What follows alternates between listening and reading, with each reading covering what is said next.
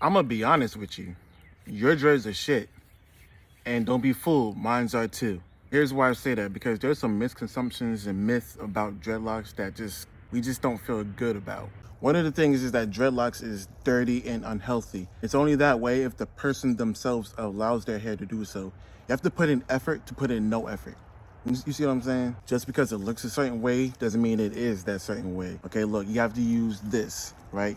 You definitely have to use a brush. Why? To brush out all the length. Try to get the fuzzies all down. A comb, because if you don't feel like coiling it with your own hands, you can use this, grab the new growth and start twisting. Most definitely moisturize your scalp. You can't just use water. Water helps, but what helps keep in what you just did, use any type of moisturizer that you see fit that works for your hair. And then after you do that, do rag it up, bonnet, plastic bag, grocery bag, something. And another thing to keep the fresh look of the dreadlocks, to the white man, dreadlocks aren't professional, right? So you have to keep a fresh, clean lineup. Keep your shit straight at all times. I don't care if you're freeforming or not. Keep a crisp lineup. A lineup camouflages the fact that your hair is messed up.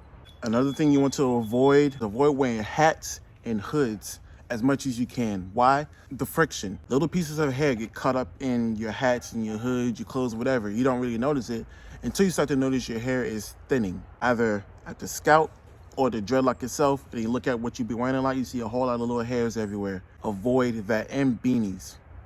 It's a hit or miss, honestly, with this particular topic. It's a hit or miss. I may get backlash for this one, but personally, I don't care. Dreadlocks is multicultural. It's not okay, listen.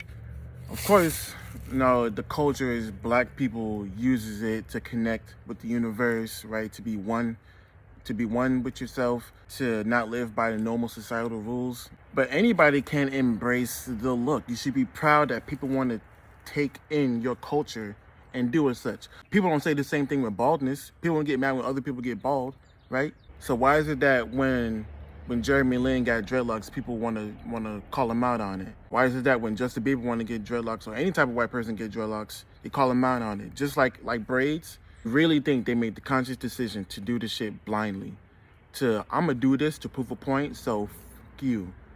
No, they want to do it because they embrace the look. They like what it stands for. That's why my playlist is what it is. Dreadlocks, yes, dreadlocks. Because people get upset when you say dreadlocks. They prefer to call locks because the meaning of dreadlocks like dreadful, like, ugh, it looks disgusting. I'm not discounting the history of it. I'm just saying, as much as people fight for equality, right? They're embracing the culture. Like, you don't go to Mexico. Name one time somebody hasn't bought a sombrero when they go to Mexico, or get a Mexican drink at a Mexican bar or something like that.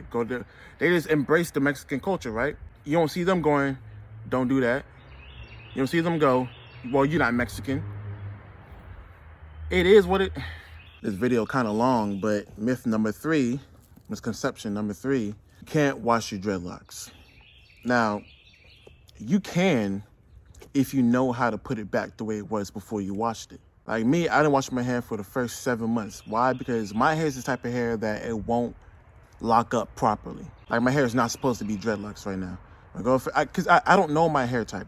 My girlfriend says I have a 3B texture, which means it's soft as shit. Which is why if I was to comb out my hair like I say I want to do, it'll be very easy for it to come out. Misconception number 4, dreadlocks are low maintenance. There's some truth to that.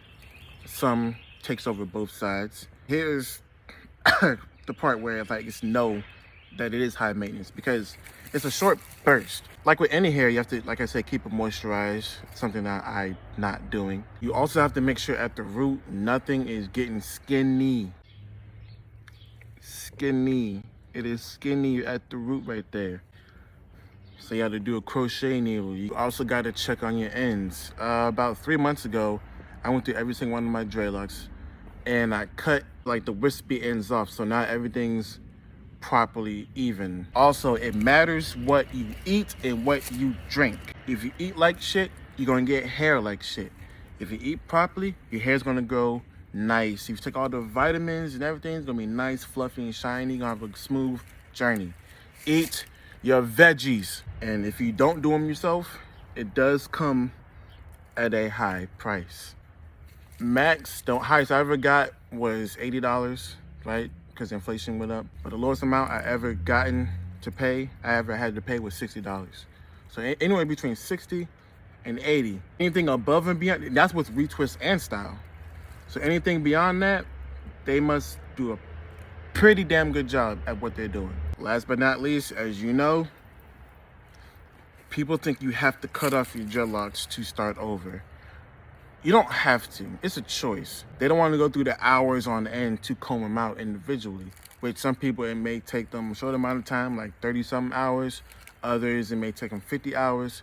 Most, it may take a couple months, and you will look crazy. Let me tell you that. Hair loss will be dramatic. And that's something I'm thinking about doing because of the fact I'm tired of my ends being all skinny mini. I'm tired of like it just looking rough. At least with a freeform or semi-freeform, you have the afro, but you still have the full look. If you do decide to cut them off, you can put them back in. Why? It's still your hair. You don't have to bullshit like I did and get the fakeness. I only got the fakeness because, as you've seen months ago, my hair was I had to start over, like the Statue of Liberty almost. Just at the end of the day, it's your hair. Do as you please. It would be amazing to see dreadlocks be normalized and like the blue collar gig, white collar gig, meaning like CEOs have dreadlocks, freaking lawyers having dreadlocks. It's a freedom thing. I was never allowed to have my hair long, as my parents says no black man should have their hair long. It's only for girls. So anytime I get an afro going, my dad would say, let your hair breathe, meaning let's cut it. Or you want to shape it. I had a poof, right? Lost like 2 to 3 inches of my hair, and I'm back at 2 months right now. I was at 7. This is as long as my hair has ever been in my life, and I like it. Keep your hands out of it. Don't let people touch your shit. Oh, another thing I forgot. Avoid putting your hair back as much as possible. If you do, do not do it too tight, because dreadlocks, in my opinion, are the leading cause of receding hairline if you have dreadlocks. You go from here, right, to back here. Ask Stevie Wonder. I know this video was long, but if I helped you out, and keep it locked.